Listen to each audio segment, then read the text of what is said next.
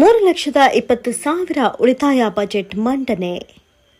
ಪಟ್ಟಣದ ಸ್ವಚ್ಛತೆಗೆ ಕ್ರಮ ವಹಿಸಲು ಸೂಚನೆ. ಶೇಕಡ 3 ಆಸ್ತಿ ತೆರಿಗೆ ಹೇರಿಕೆ. ಶೇಕಡ 3ರಷ್ಟು ಆಸ್ತಿ ತೆರಿಗೆ ಹೇರಿಕೆ. ಬೋಜ ಲಕ್ಷಕ್ಕೆ 500ರಿಂದ 250ಕ್ಕೆ ಇಳಿಕೆ. ಇಲ್ಲಿನ ಪುರಸಭೆಯ 2025-26ನೇ ಸಾಲಿನಲ್ಲಿ ಒಟ್ಟು 3.20 ಲಕ್ಷ ರೂಪಾಯಿಗಳ ಉಳಿತಾಯ ಬಜೆಟ್ ಗುರುವಾರ ಮಂಡನೆ ಮಾಡಲಾಯಿತು.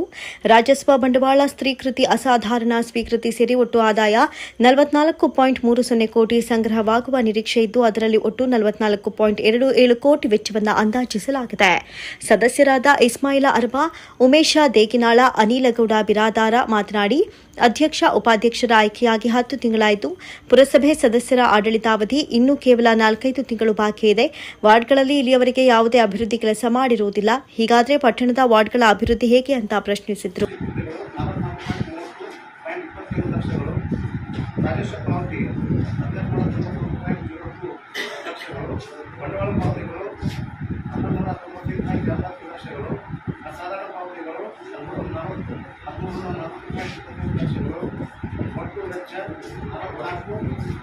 ಸದಸ್ಯ ಉಮೇಶ ದೇಗಿನಾಳ ಮಾತನಾಡಿ, ಪಟ್ಟಣದ ಸೌಂದರ್ಯ ಹೆಚ್ಚಿಸುವ ಉದ್ದೇಶದಿಂದ ಹೊಂದಲಾಗಿದ್ದು, ಪಟ್ಟಣದ ವಾರ್ಡ್ಗಳ ಸ್ವಚ್ಛತೆಗೆ ಯಾಕೆ ಕ್ರಮ ಕೈಗೊಳ್ತಾ ಇಲ್ಲ?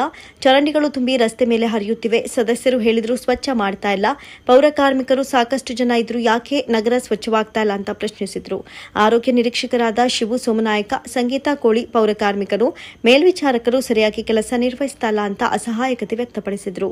ಸರಿಯಾಗಿ ಕೆಲಸ ಮಾಡದ ಪೌರ ಕಾರ್ಮಿಕರ ಸಂಬಳ ತಡೆ ಹಿಡಿಯಲು ಸಭೆಯಲ್ಲಿ ಸದಸ್ಯರು ಸೂಚಿಸಿದರು. ಪುರಸಭೆ ಅಧ್ಯಕ್ಷ ಲಿಂಬಾಜಿ ರಾಠೋಡ ಬಜೆಟ್ ಪ್ರತಿ ಓದಿದ್ರು.